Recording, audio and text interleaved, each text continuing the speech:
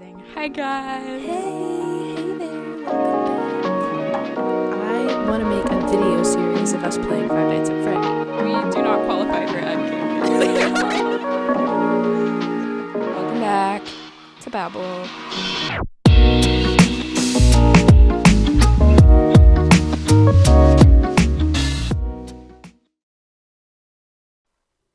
Hi friends.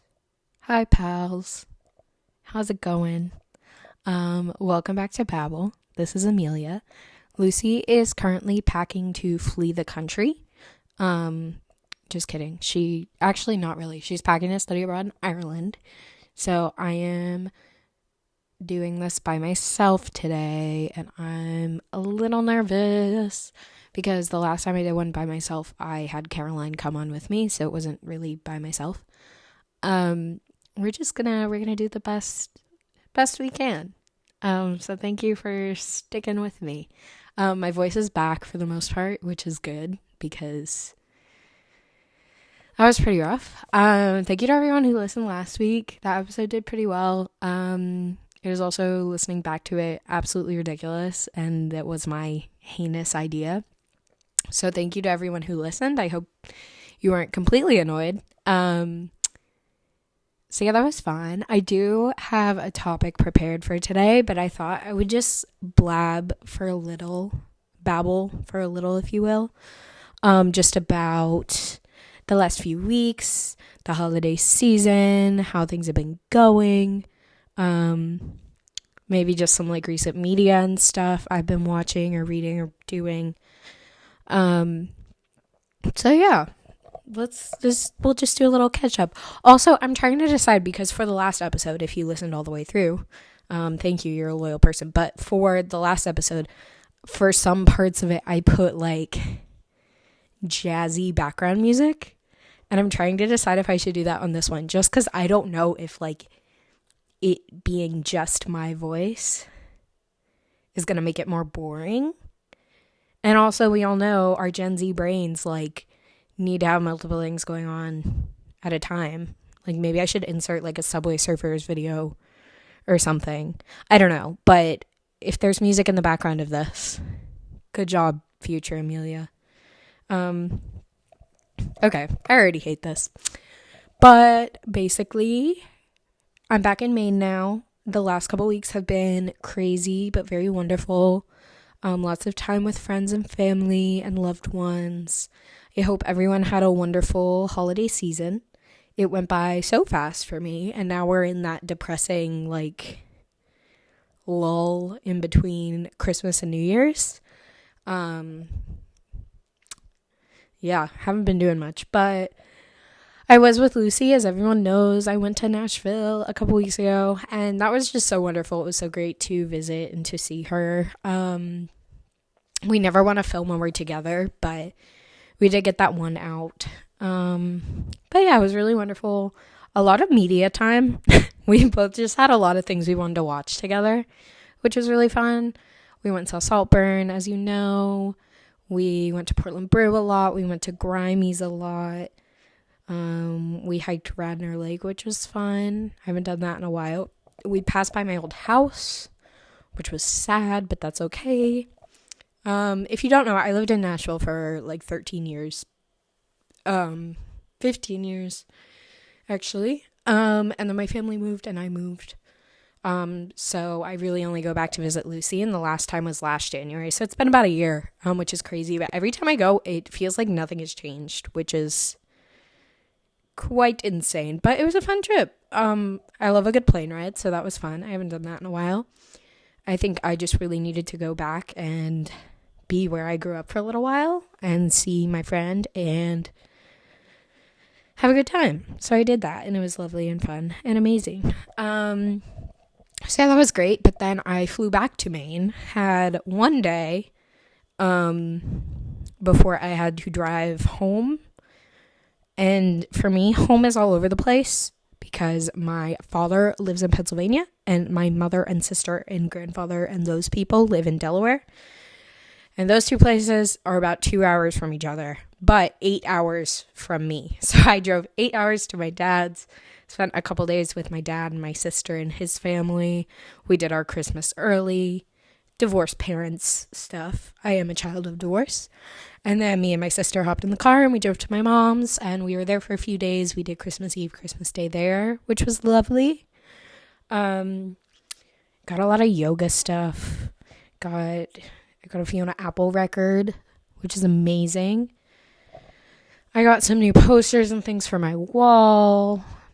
Oh, this is funny. So I like to make smoothies, but I don't have a blender. One of my roommates over the summer did, though, and I use that all the time. It's the Magic Bullet blender, and I loved it. So I put one on my wish list, and I got one. Turns out all of my roommates also got one, so we had 4 Magic Bullets. And then yesterday, my boyfriend's mom got me a gift, which is so sweet, but it was indeed another Magic Bullet. So we just have an army of blenders, which is really funny, I think. It's just very silly. But anyway, yeah, I get, good Christmas. Very fun. What else happened? Nashville was like my big, like, I'm at the point, I feel like a lot of us are, where like, I would rather for Christmas, instead of getting like stuff, I would rather get like things to do, if that makes sense. So like my trip to Nashville, part of that was my Christmas present. And like my boyfriend got so sweet, got us gift cards to like go to a bunch of date thingies, which like I love that. I prefer that over stuff all the time. When people like take the time to think out things that I can do and enjoy, and I just love that. So this was a really great Christmas. Just I had a great time being with my family. Oh, okay, let me get into this. Okay, wait, how do I want to do this? Okay, anyway, Christmas, and then the day after Christmas, I drove back up to Maine. I'm back in Maine, just kind of hanging out, nannying, vibing, a lot of cleaning, a lot of organizing. I just ran like a ton of errands. I might try to cook tonight. I don't know where this energy is coming from, but I'm feeling very adult. Also, my roommate moved out, so like I have my room to myself, and my other roommates have been working in and out, so I feel like I'm living alone, and for some reason that gives me more motivation to like actually do things. So anyway, but yeah, so I'm back here. But going back a little bit, when I had COVID a few weeks ago, my mother has been obsessed with the series Outlander. If you don't know what it is, it's basically this book series. There's 9 of them right now, and there's going to be a 10th, and then they're done. But each book is like 1,000 pages long. Like, they're thick books. And there's a TV show too. But my mom has been obsessed with it like since the beginning of this year. She's read the full series at least 2 or 3 times at this point, and has watched the TV show so many times. But like, it has taken over her life. You know, you've heard Lucy talk about her obsessions. Lucy, this is not me. I do the same thing. But you hear that, like, picture my mom being so obsessed with something like that. It's like, it's kind of funny. But basically, it's about this woman who like time travels back to 1700s Scotland. Very interesting premise. But my mom has been begging me to read it forever, and I finally read the first book. We actually had a bet to see how fast I could do it, and I did win the bet. I read it in about 2 days. I read the first book, and it was really good. I actually really liked it. I am gonna read the second one, and see where we go from there. But I did really enjoy it. I do recommend it if you're into that, because I'm the kind of person, like, I used to be really into fantasy, and for some reason now, like, it's really hard for me to do stuff like that. I don't know why. I think the world building makes it difficult to get into sometimes. And this one was a little tricky to get through, but then it was like such a fast read. I just couldn't put it down. It is really good. And it's not like super magical, like, it's not like, I mean, obviously the time traveling is not realistic, but that's the only thing that's not realistic. So that I liked, and it actually creates a really good story. So check that out if you want. The show is also very good. I think the first few seasons are on Netflix. So that could be fun. But yeah, we watched a lot of that when I was home, which was really nice. And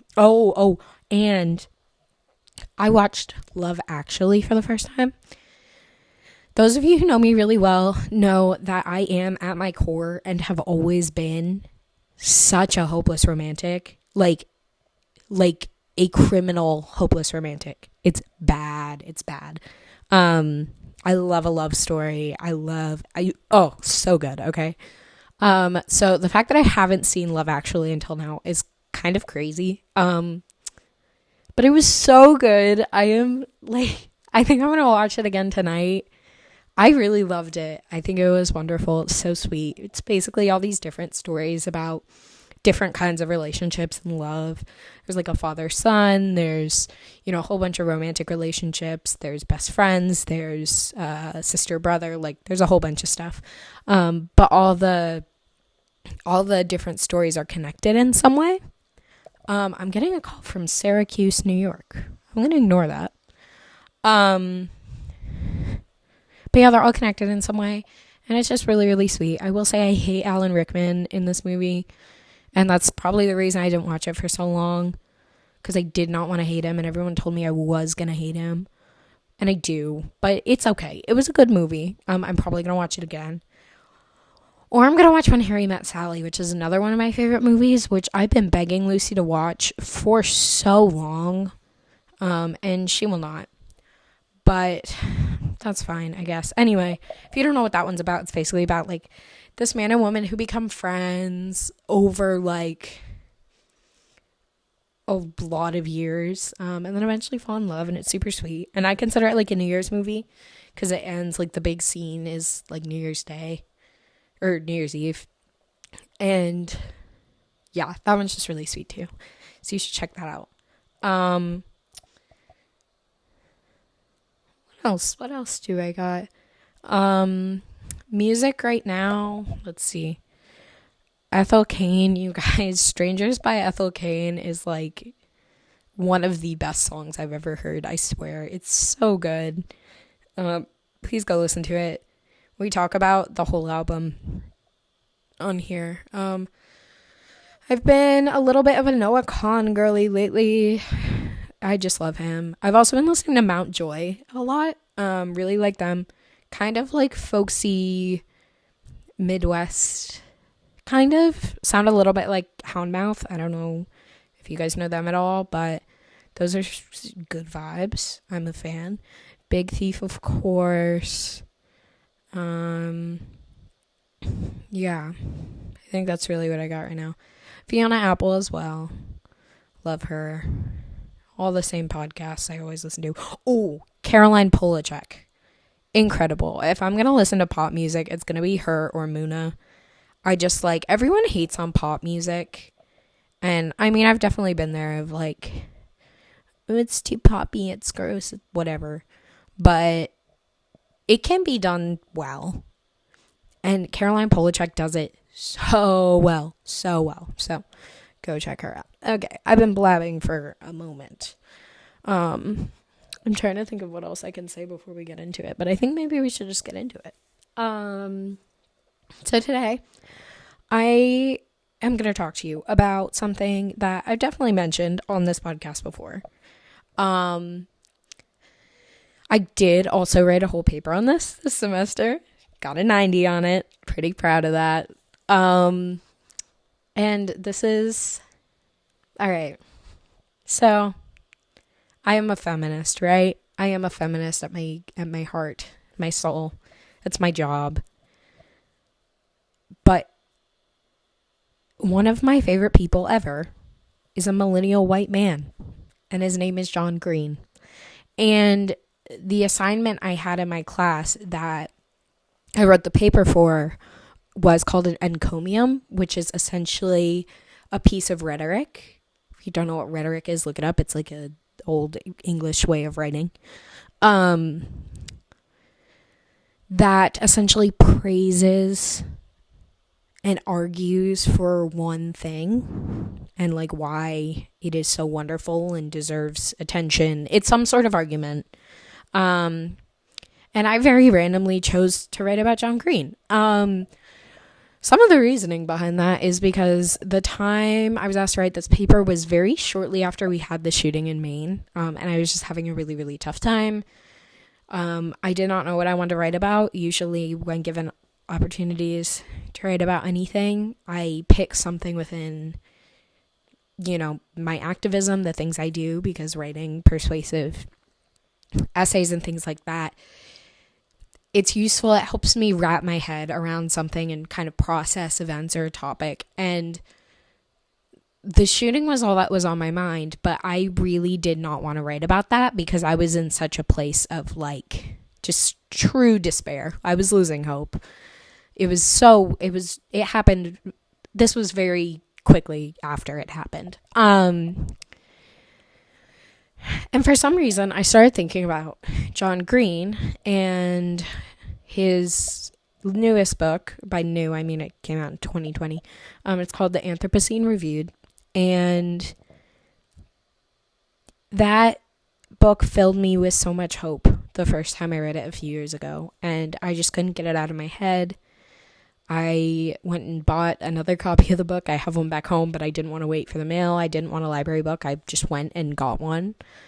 And then I sat down and I wrote a paper about why I love John Green and why I think he's one of the best literary authors of our time. So if this is a boring episode, I'm sorry, but I am going to talk about who he is, what he's written and done. I'm going to share a lot of quotes and things because I just when people ask me who my favorite author is, I say John Green. I will answer with John Green all the time. And as someone who has read Bell Hooks, Audre Lorde,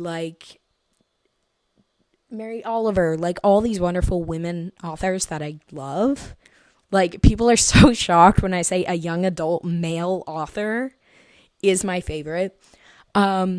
But he really is. And I don't know. We're gonna talk about it. Let's get into it. So I'm gonna reference my paper a little bit just because I put a lot of facts in here. So John Green, you guys most likely know him from The Fault in Our Stars. He did write that. That was a big one in 2012, 2013. I definitely had a phase. My friends were obsessed with that. It was the first teen book I was really allowed to read. And I watched the movie and I was obsessed and I had a Pinterest board and I was that kid, okay? I'll admit it. But he's a New York Times bestselling author. He has written lots of books. Hold on. I think I listed them all. But we're going to check. And I think I've read them all as well. I've read every single thing this man has written. Oh, I don't have internet. What do you mean I don't have internet? Okay, well, I was hooked up to the printer.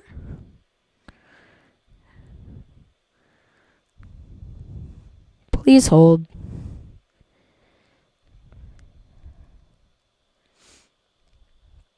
Okay, I'm back. I have internet. Okay, so John Green has written, and I'm going to try to say this in order based on what I'm looking at. He has written Looking for Alaska was his first book in 2005. A lot of people know that one as well. That is about a boy that goes off to boarding school in Alabama, I believe. And he meets a girl named Alaska. And it's a coming-of-age story about really just about growing up and figuring out who you are and figuring out the purpose of your life. It's slightly existential at times. It's really wonderful. It's also devastating, but it's really good. It's been a long time since I read that one.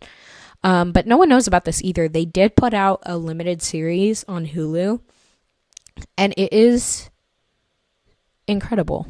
Go check that out. It is really good. It's 7 or 8 episodes. But read the book first, please, because he's so good. It's so good. He's truly just a wonderful author, and that's based on his time in boarding school as a young boy as well. So that's a classic. That's often regarded as his best one. But it's also his first one. His next book is called An Abundance of Catherines. That came out in 2006. And this is about... This one I've only read once, and it was a really long time ago. But it's about a guy who dates a lot of girls named Catherine. Like, he's just dated a lot of Catherines. And I think, like, him and his best friend go on a road trip or something. I don't totally remember. I remember it being maybe the funniest one. John Green's very funny, I think. Like, wonderfully funny. And I remember that one took me out multiple times. I should read that again. It's been a long time. But anyway, that one's pretty good. Not a lot of people know that one, though. The next one is Paper Towns, which came out in 2008. A lot of people know this one as well. It is a movie starring Cara Delevingne. Is that how you say it? I don't know. You know who I'm talking about. But basically it's about this guy, like, mysterious girl next door, and he kind of, like, she disappears, and he, like, tries to track her down. Haven't read that one in a long time either. Right after that, he released Let It Snow, which is 3 holiday short stories all in one book, and he wrote one of them. The other 2 were written by Maureen Johnson, who's an author I also really like, and Lauren Miracle. I did read that one. I don't really remember much of it. I know it's a Netflix movie, but I love to. I will read anything this man writes. Okay, like, I'm not even kidding. The next one is Will Grayson, which was also, he co-wrote this with David Levithan, who wrote,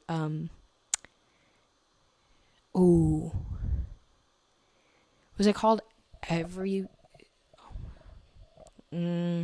looking it up. I know it's a book that I tried to write.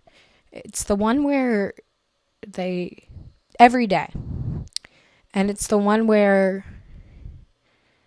there's, like, this one person who dies. No, this one person who keeps waking up in other people's bodies. That's what it is. Anyway, David wrote that on his own. But Will Grayson was written by John Green and David together. That was pretty good. About 2 guys named Will Grayson. Rest is history. Gay best friend element. That's really funny. Anyway, that one's pretty good.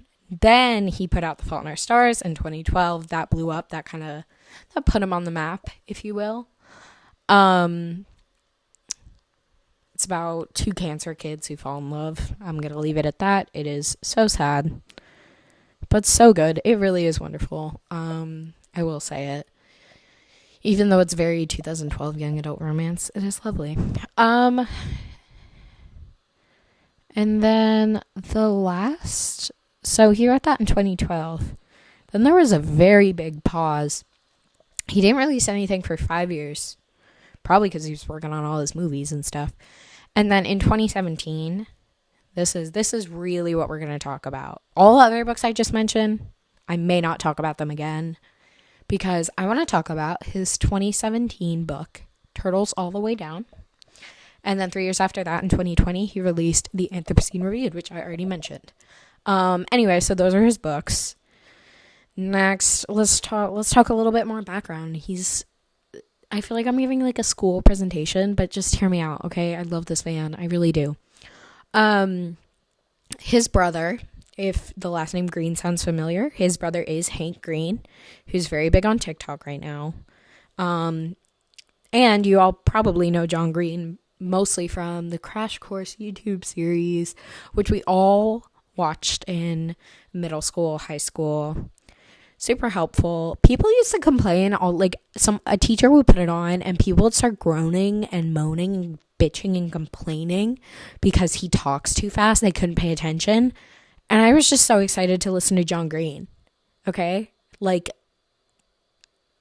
please, I love him. He's funny, okay? So Crash Course days were the best. But John Green did the history ones and Hank did the science ones. They also have, like, an online community called Vlog Brothers. They have a YouTube channel there too. And I've talked about this on here before, but John and Hank, like, I really love just them as individual people. And then also how they interact with each other and how, like, they're just very different people. obviously Hank is very like science minded. He's an atheist. They've talked about this before, and John is like very literature, history, like he's just very interested in how the world works and where things have come from, and he's a little bit more spiritual, and they've talked about this before. I find that really interesting. But they do a lot of charity work. There is lots of dollars. I don't know why I said it like that. There is millions of dollars every single year to support impoverished communities, mental health charities. It's really great. But yeah, another thing, we'll talk about Hank a little more. He did have cancer this year, and I was like so devastated. A lot of us were, but I was like, okay, if this man dies, like, please no. And he did not. He is in remission. I think that's the right term, right? Yeah, we're gonna go with that. He's good. He's all good. But he also like designed some socks or something while he was doing chemo, and he calls them his cancer socks. Anyway, I think that's funny. And he sells them, or he did. I don't know if they... Anyway, okay. Moving on. So yeah, John Green, pretty cool person. I would like to just take a moment to acknowledge some criticism that he has received, because he has received a good amount of it, and I've also gotten into arguments multiple times about like why John Green isn't good or whatever. Yes, he is a white male. Okay. He's a white male. A lot of the problem, quote unquote problem, is that a lot of people feel that he does write from a female point of view in a few of his novels. And a lot of people don't like that because, you know, woman written by a man. I feel very strongly the opposite of that. I think even in Fault in Our Stars, like, he writes a female character in such a relatable way that it does not feel, to me, it does not feel misogynistic or like dream girl crafted by a man. And in Turtles All the Way Down, which we'll talk about, he just gets it. Like, he fucking nails it, you guys. I first read that book as a freshman in high school. I struggled with anxiety, OCD tendencies like my entire life. I was still unmedicated, so I was really, really struggling with it. And like, we'll get into it, but that book just like, I have never felt more seen in my entire life than that book made me feel. But yeah, a lot of people have issues with his writing. They say there's a huge lack of diversity. And there's like a pattern in his storytelling, which essentially is like nerdy, unattractive boy falls in love with dangerous, manic pixie dream girl, and it ends in disaster. I mean, that definitely exists in multiple of his novels. There is that like young romance element of it. And a lot of the female characters are very like, the main male characters are just like mystified by these women, essentially. But to me, that's every author, you know, like every author is gonna, there are a lot of authors that just keep writing the same book over and over again. And I don't think he does that at all, because each story, you take something away from each one. And especially I'm going to talk about Turtles and Anthropocene, and they like don't follow this formula at all. And I really think have like just truly shown who he is as a writer and a human being. He's a very empathetic person. You can really tell. Yeah, they're all like very coming of age stories. I love them so much because they're just so raw. Like, they're so real. And he acknowledges humanity and life in just such a realistic and truthful way. And the thing I love about him is, like I said, like a lot of his books are funny. Like, life is silly. Like, think about it. Life is weird. Life is unpredictable. Like, I think his comedic elements just make it so much more real. Like, it really does. And it makes it so much more relatable, which I love. I absolutely love him. And in terms of the lack of diversity, I think there's definitely a lot of white protagonists, but they're not all white main characters. In terms of, you know, I know like this is something people talk about all the time with literature in particular, like where's the diversity? I'm not saying we should only read John Green and take everything he says as like okay, like we don't need we don't need to like just read his books and live our lives based on that. Obviously, read from different authors of color, different characters, different backgrounds. That's so important. That's how the world works. We need that. We need these different lenses to be presented to us. But I don't think that's a fair thing for people to like get mad at him for because he has a certain story that he knows how to tell. Also, like, what makes him qualified to write? You see where I'm going with this? Like, what makes him qualified to write stories from the perspective of, I don't know. In terms of sexuality, too, like, he has a lot of not straight cisgender characters in his novels, which is wonderful. Like, it's there. Anyway, so I just wanted to address that because I have had that argument with a lot of people, and I wrote about it in my paper. This is such a nerdy episode. But yeah, and I know like I am 100% the demographic that he's writing for. I am his ideal, his target audience. But that's fine because I'm happy. I'm happy, all right? I fell into his trap and I'm happy here. So anyway, okay, now we're going to talk about my favorite books. Because oh my god. Okay, so when people ask me what my favorite book is, I will say Turtles All the Way Down by John Green. I bought the book the day it first came out. I own multiple copies of it. I annotated a copy for Lucy last Christmas or her birthday or something. She still hasn't read it, and anyway, I was really proud of that annotation. I have my own copy that I still really need to annotate. Because it's just so wonderful, and it's one of those that, like, I read it when it first came out, and I think I read it another time soon after that, but then I, like, couldn't quite remember if it was as, like, a couple years later, I think last year, I couldn't quite remember if it was as good as I remembered it being, because, like, you grow, and your tastes change, and I'm telling everyone it's my favorite book, so I was like, all right, I need to, like, I was so scared, I was like, what if I read it again and I don't like it, or whatever, and I read it, I think, like, 3 times in 2022. Like, I've definitely read it at least once this year, but it's so good. I stand by what I've said. Like, I just love it. Essentially, it's about this young girl named Aza. She's in high school. I think this is going to be a movie or a TV show soon as well. TBD. I'm pretty sure they wrapped. We'll see.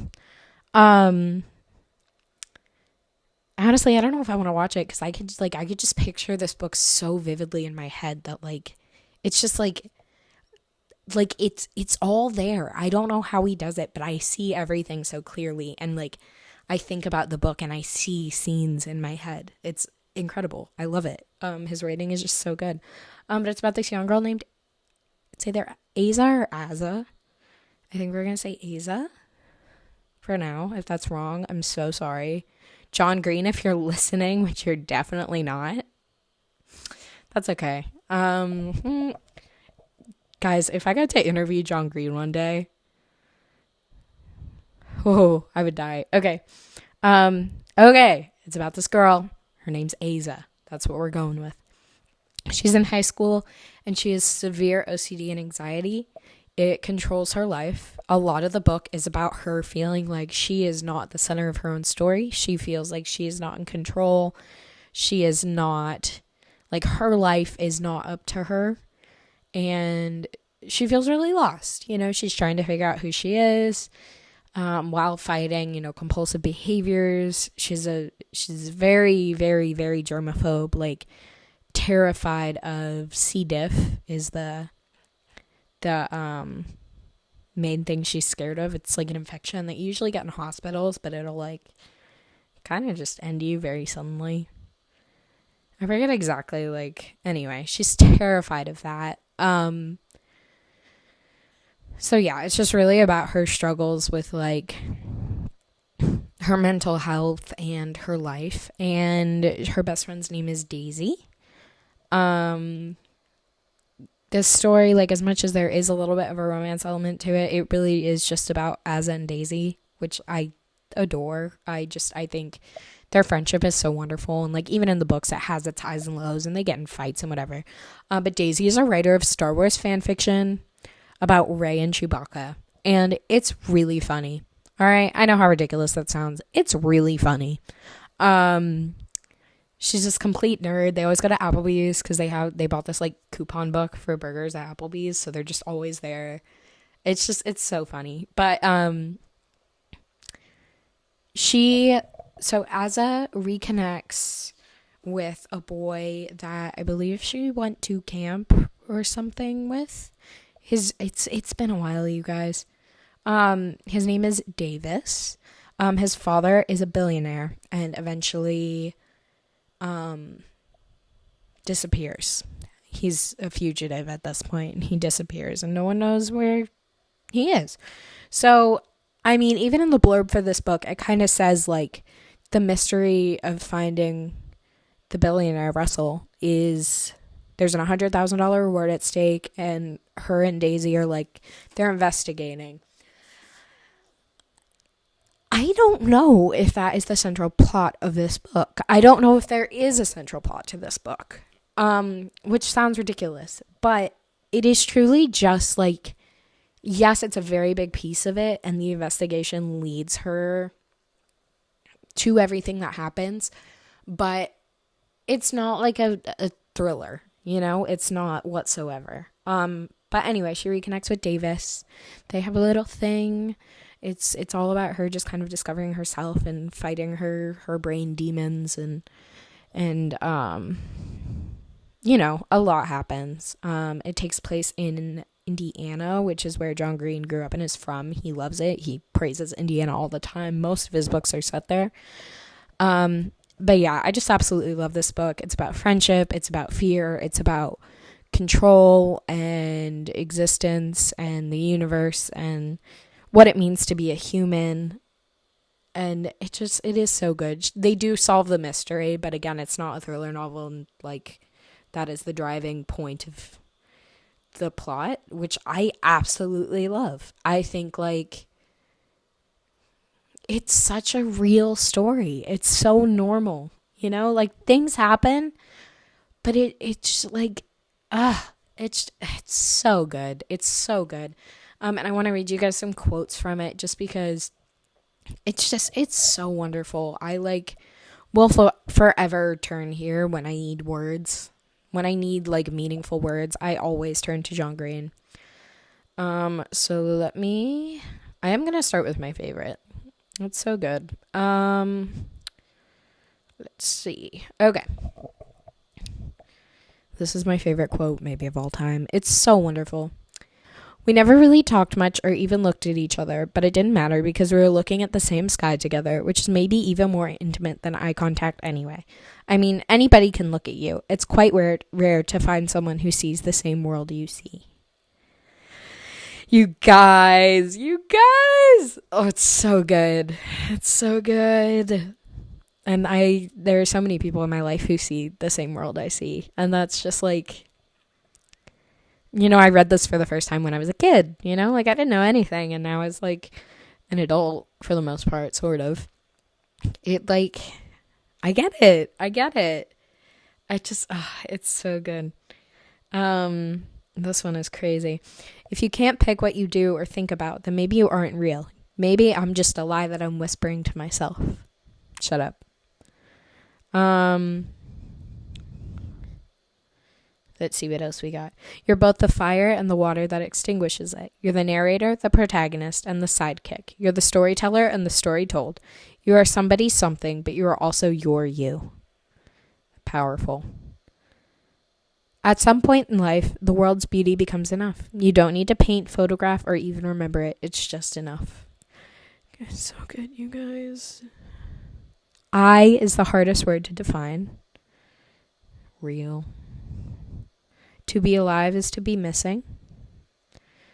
I've spent a lot of the last few years feeling very lost. So that one, like, I'm alive. I'm just I'm figuring things out, you know? I like that one a lot.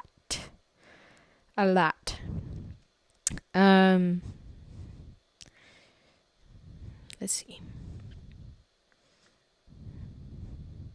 You'd think solving mysteries would bring you closure, that closing the loop would comfort and quiet your mind, but it never does. The truth always disappoints. Okay, I also want to talk about the title just a little bit, Turtles All the Way Down. As it talks about spirals a lot, and the tightening of spirals, it stays a spiral, it just gets tighter. This is something I talk about a lot in my own life. Mental spirals are very real. Emotional spirals are really real. And this is kind of the first book that made me like realize it, I guess. Like it really, really resonated. And so a lot of the book has to do with spirals. There's a lot of mention of them. There's like Davis has a painting of a spiral that she just really connects with. And I'm just going to look up the title because I don't want to completely butcher this. They do talk about it in the book too. But Turtles All the Way Down is an expression that refers to the concept of infinite regress, or the idea that any explanation will always require a further explanation. So just like an infinite continuity, I guess. Someone said it.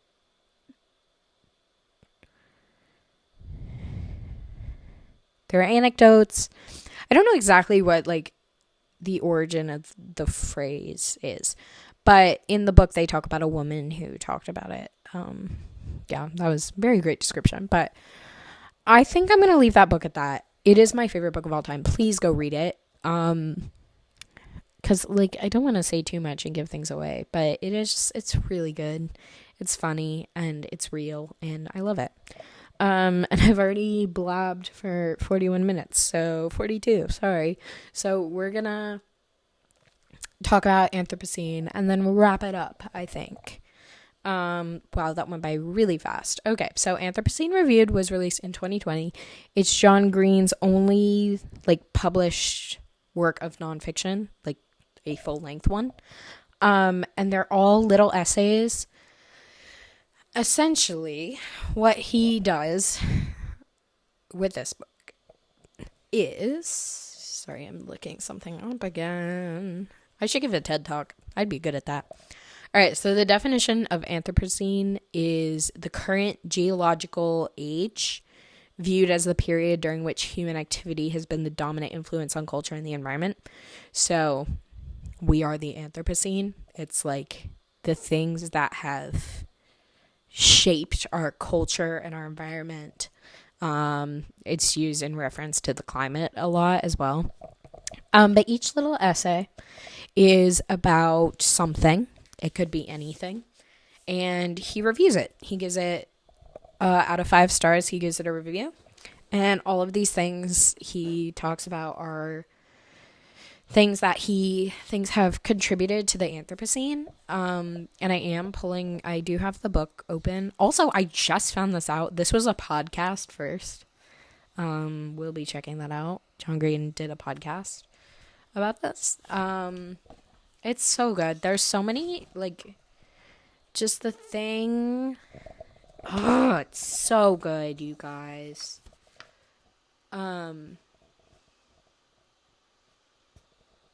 But yeah, sorry, I'm looking at it now. But some of the things he reviews, like, he'll review anything. Also, looking at this book is very difficult. Okay, he'll review anything. He reviews Scratch and Sniff stickers, Halley's Comet, Our Capacity for Wonder. Come on. Diet Dr. Pepper, that's a funny one. The Hall of Presidents at Disney World, Canada Geese, the Internet, Penguins of Madagascar, Piggly Wiggly, CNN. Auld Lang Syne is my favorite one, and I'm going to read a little bit about that since New Year's is coming up. Super Mario Kart, Whispering, sycamore trees, sunsets. It's great, you guys. It's great. And he reviews literally everything. So on the title page, there's a tiny, tiny footnote at the bottom that says, this page is known to publishers and bookbinders as the half title page because it lists the title but not the author, name, or subtitle. The half title once served a real function in the printing and bookbinding process, but these days it is mostly ornamental. I've never been a huge fan of half title pages. By the time I arrived here as a reader, I already know the title of the book, and if I need to be reminded, it's perpetually available to me on the book's front cover. But then again, in an age of screen reading, I suppose every facet of bookmaking is anachronistic, and I do deeply love the feel of paper and the sight of print, so I'll give half title pages 2.5 stars. You guys, he's a genius. I love this. So yeah, everyone is just about life, and it's just so like deep, and I don't even know if he's like intending to be half the time. It's just wonderful. So if you hear pages flipping, I'm sorry. I'm trying to find my favorite part that I think about all the time, and this is what I thought about after the shooting. I just needed some hope. I thought about this book. Okay, so here we go. So my favorite one is an excerpt, an essay he wrote about Auld Lang Syne, which, if you don't know, is the New Year's song where it's like, may old acquaintance be forgot. Na, na, na, na, na. May old acquaintance be forgot. And Auld Lang Syne. Something like that. Really good, I guess. The lyrics are literally on this page. That's okay. Anyway, he talks about the history of it. And for Auld Lang Syne, basically the English phrase, it translates to for old time's sake. So he spends a lot of this essay talking about the writer Amy Rosenthal. He did some interviews with her. Okay, anyway, she's important. And then he goes back to, talking about Auld Lang Syne, when it was written. They date all the way back to at least 400 years. It's a Scotch phrase and a poem, and it turned into a song. It's about drinking together, remembering old times. All the ideas in the song could have been written 500 or 1,000 or even 3,000 years ago. So it's very, it is really aged. It's timeless. Which is very wonderful. But mostly the song is just an unapologetic celebration of the good old days. Yeah. And then he goes on to tell us that Amy is dead. That woman he was talking about at the beginning.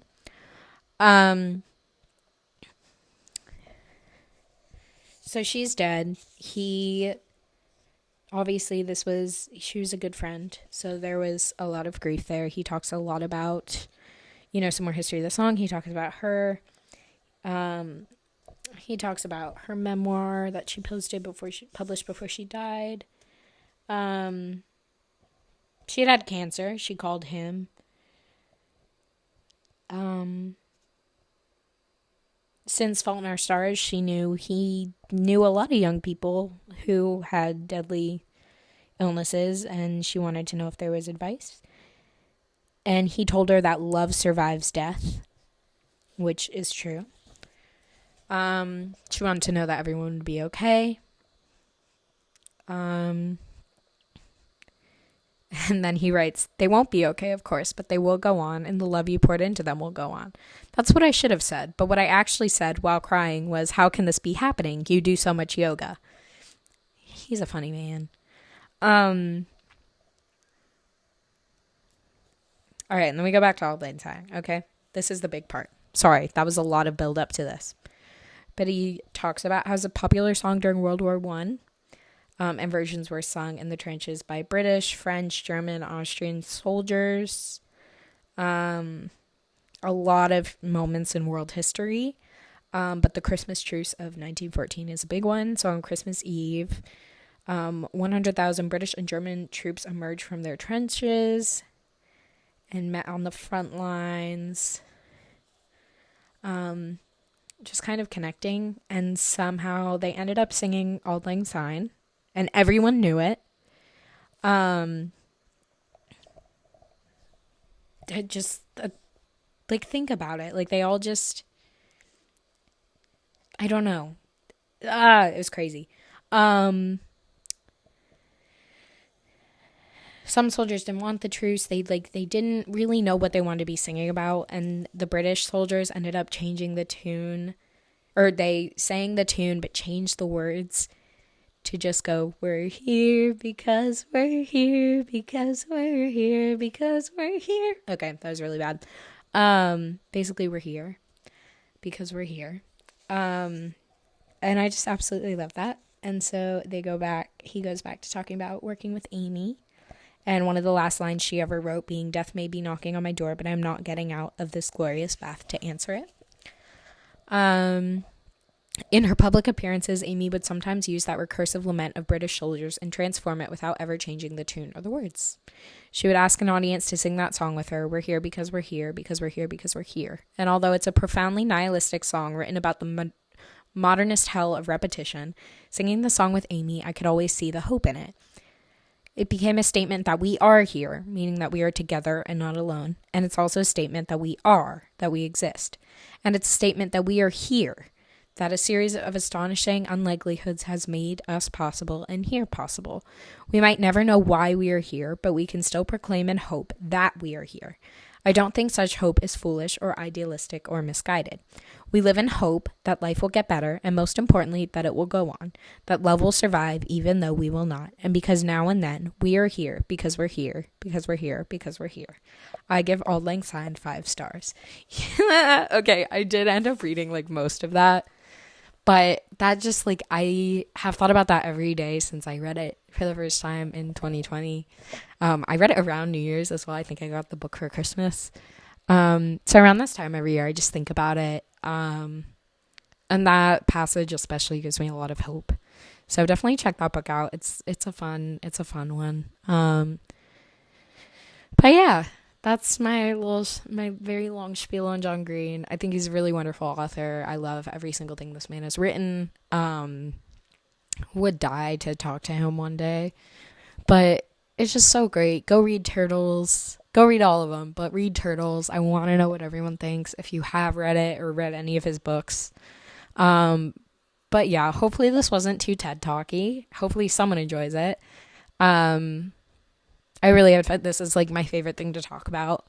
And I needed to fill an hour. So here we are. I did it. But yeah, I hope this was okay. Thank you guys for listening. Hopefully we'll have Lucy back soon. But yeah, have a happy new year, everyone. And yeah, happy 2024. See you then. Bye.